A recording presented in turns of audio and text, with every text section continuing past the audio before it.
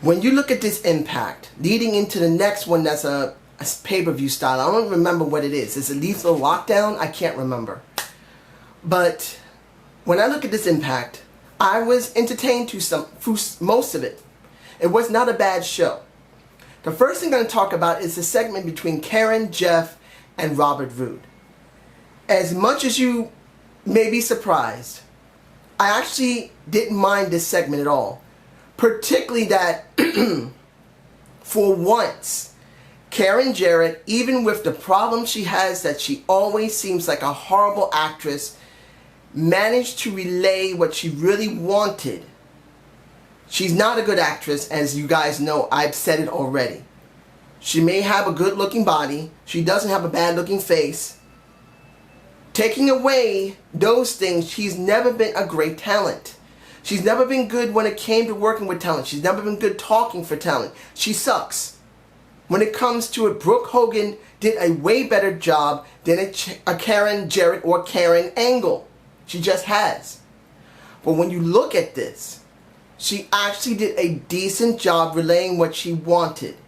Leave this. Bobby, you keep this up.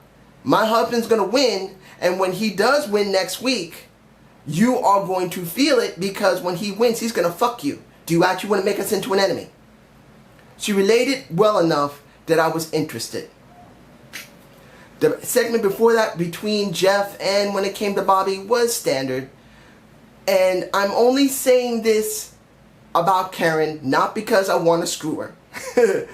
But I am giving credit when credit is due. Karen did relay herself this time, even with a problem, well enough to be understood and actually be paid attention to. Now, the thing that pissed me off was the 6-man tag. It wasn't that the match wasn't good, and I'm not surprised that the faces won here. The thing that pissed me off is this. Last week, we actually had a face turn for Kenny King. Now they decide, you know what, we don't need to do that. It's stupid. Make him back to a heel. I hate when TNA does this. I understand these are tapings, and each day they do it, they change their mind about what needs to be done because each taping is going to be for each week. But let's be honest here. You wish that the writers, or at least the executives, producer of TNA, would try to have some commonality with these tapings. A lot of times they're not focused on everything. Now I know you can't get it all right, but let's be honest here. TNA can get things better than what they've been doing. If it's because they're still worried about what's going to happen, will they still have a TV deal, and that's the reason why they're still kind of sloppy about things, I can understand it, but let's be honest here, as fans, we don't want to hear about that shit. We want to see at least some decent understanding when it comes to a new character development. You give Kenny King a new change, and then you pull it away. I think that's stupid. But mind you, the thing that I loved, that I wish they hadn't focused on, when it came to Jesse Goddard, I don't have a problem with him, even though I didn't notice he was that damn short compared to Drew Galloway. But the thing that got me was Eli Drake, Master of the Universe, He-Man Eli Drake. He's still wearing that brace on his chest, baby. He has the look of a He-Man. He seems like a He-Man. He is He-Man, even though he's more of a Skeletor than a He-Man. If no one knows who He-Man is from the 80s, go look on YouTube for He-Man and the Masters of the Universe. You will understand why they go like this. Just basically like the cartoon, Eli Drake is perfect in that kind of character. I just love it. But that's just me. We get a Gail Kim versus a Brooke for the Knockouts Championship. Now, I'm not much different than anybody else. I had heard about the rumors that Gail Kim had won the title. And I was really upset that Gail would actually win it instead of going for the dollhouse. And when I saw this, I thought, oh fuck, it's finally come up. Gail's finally won the title. But when I saw this segment, I was actually pleasantly surprised about it. You had a decent match between Gail and a Brooke Tessmacher. Then you had Lady Tapper coming out, holding up the title, as cute as she is, saying, I'm going to be the next Knockouts champ. Brooke proceeds to kick her ass. Then everything else just goes to crap. Then you have Lady Tapa in the ring after she destroys both these women. You get the awesome Kong, the Kong herself, come out and basically killing his house, which I kind of wish it hadn't happened. But it was well balanced in the sense that when Lady Tapa was knocked out of the ring, she wasn't all over the floor. She wanted to get back in the ring and kick Awesome Kong's ass. So when you look at this segment, you see, well, they're not focusing on the title, which is bad. Let's be honest here. It should be about Brooke. But they are focusing on the two biggest women from both promotions. And I know a lot of people don't like Tapa because she's still really green. She just doesn't seem to have it like an Awesome Kong. I understand that, but when people start out, they're always going to be green. They don't really be, well, if they're good, they don't really become great until these 6 or 7 years later. And Tapa's only been in business how long? 3 years? 4? That's alright. I'll take it for what it is. Here's another segment that wasn't that bad. And if you don't like the segment, tell me what you didn't like about it. The Sarge with Eli. Now, I'm very glad they didn't have the Sarge come out with his leg on. A backup leg. This is what a lot of people don't understand about certain people who've been in the military like that. Now, I've met people in the military, and if I'm wrong, okay, a military guy or girl, you can tell me. But by my perspective, some people who have been in the military, who lost a limb, they feel that some prosthetic they get, the very first one, I mean, there's not everyone who does this, but some believe that's really a part of themselves now. And they won't take another one until either it gets fixed or they get it back from somebody like what happened with Eli. I'm not saying that this is perfect, because when Chris got into the ring, he could have expressed, hey, I bet you're wondering why I don't have a new leg on. Well, you know what? I'm the type of person that will not take another leg, particularly that I lost mine due to the fact that I got my ass kicked. I want my leg back. Now, I would have liked to hear that, but I do understand the mentality sometimes of an actual soldier. Like I said, I have met a few soldiers, and every person is different. Not everybody would think like that, but the ones I have met have actually said that. That, yeah, this is just a prosthetic, but you know what? It feels like a part of me.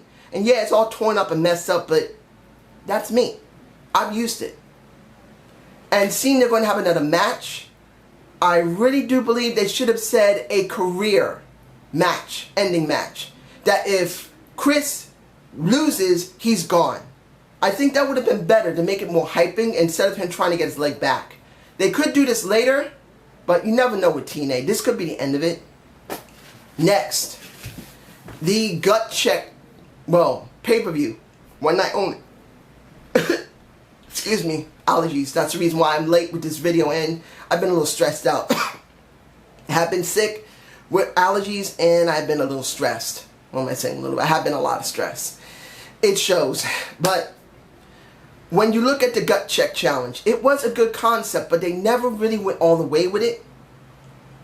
But here, now it's going to be a one night only. To be honest, I don't know how to feel about that.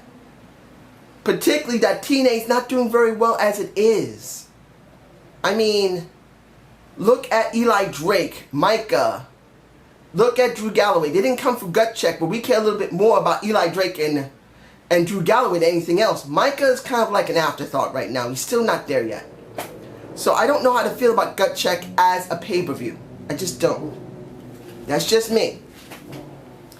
The Shiva segment with Josh Matthews, I felt was actually quite good. I'm actually happy they did this because it looks like they're actually going to do something with Shiva. And that is so good to see. That they actually set aside some time, put him in a suit, played video of him actually, what he went through in India when it came to Kurt Angle. I thought that was actually a very good segment. Telling how he felt about what happened with Evolution, saying that he came in this country, he doesn't have anybody, I felt was very good. I take away the problems that he has talking. It could be due to the fact that he really doesn't know the language that well, or he's faking it like Alana is and a Rusev was, that he could honestly talk very good English. I've seen Indian people talk very good English. Hell, they talk better English than New Yorkers and Americans. But you don't know how far they're going to go with him. I am hoping they go far with him because he could be a good talent. Even if in the WWE, let's be honest here. If the WWE had him, they'd probably get rid of him after a while, like Jinder Mahal and the Great Khali. They think he wouldn't go very far, and they just throw him away. When it comes to TNA, because of the way they're structured, even though he won't get a lot of TV time, I will actually be interested in seeing him have TV time. I want to see more of this guy. But you guys tell me below how you feel about him. I'm really not going to talk much about the Wolves in their match. They won it. I didn't expect them not to win. I don't know how far they're going to go with this, but we'll see. And let me see, am I forgetting anything? If I'm forgetting anything, I'm really sorry. I'm just not myself in the last month or so. So the last thing I'm going to talk about is Chris Malinsky versus Drew Galloway. I wasn't sure how to feel about this Lumberjack match, even though I was very happy to see it. When was the last time we saw a Lumberjack match in TNA? A very long time, and I believe the main reason is not because it wouldn't work, it's because they really didn't have enough people to make it work. Look what happened. They really didn't use anybody other than was going to be in the Lethal Lockdown match. They should have brought everybody out to do this. I mean, even if it was GFW outnumbered by TNA, they should have brought them all out. But let's be honest. There's not that many people that are in TNA. And even with the extra GFW guys, I don't feel like there's just enough people when they do these tapings. There just isn't enough people. So, in the end, we get a EY turning on TNA and going with the Jeff Jarrett, who brought the guitar into the ring. I saw that and said, oh damn, are you kidding me that he's about to hit the guitar? And they say, nope, Jeff doesn't have the right to hit anybody anymore. It is Eli who does it.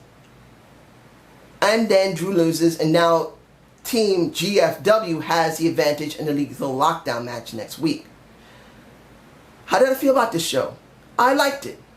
It wasn't good 100% at all, we know this. But it was good. And I almost forgot, seeing Earl Hebner hit Sanjay Dutt in that 6-man tag. I thought at first he hit Sanjay Dutt because of his son getting pulled out of the ring and punched the frick out. But no, because when it came to it and the Wolves won the match, instead of jumping out of the ring and checking his son is still sprawled on the floor and he's standing in the ring with the Wolves. Why Hef? Earl Hebner, why? What happened to Brian? I thought you loved your son. You're supposed to go and help him. Does this mean that Brian is going to turn heel and work with GFW right now? Who knows? But you guys tell me below. And I hope you enjoyed the Zane's View. Please give me a comment below. I will state it again. I haven't been feeling well.